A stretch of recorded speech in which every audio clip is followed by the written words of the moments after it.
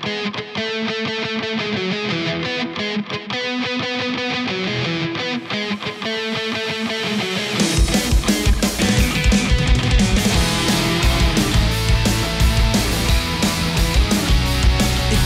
kita untuk semua, bina negara maju sejahtera. Pilihan bijak, kuasa pengguna menuju masa depan penuh makna.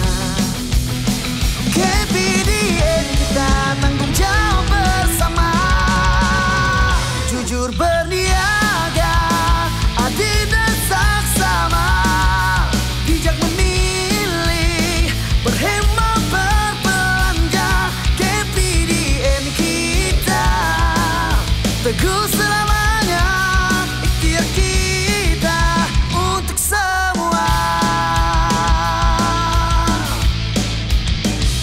Tangkas bertindak, pantas membela, lawan penipuan, jaga hak bersama.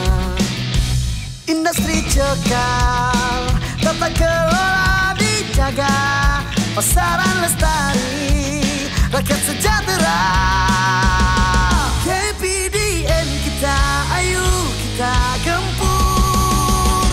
Jualan Rahmah hari ini, barang-barang yang dia pasarkan tu memang menepati cita rasa.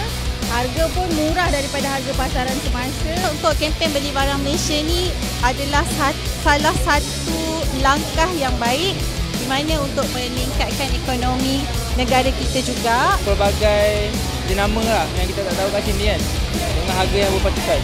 Harapan saya untuk supplier-supplier di luar sana yang membuat produk tempatan dapat mewawarkan lagi produk mereka kepada dunia luar lah.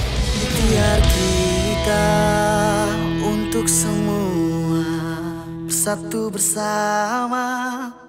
KPDN kita. Ikhtiar kita untuk semua.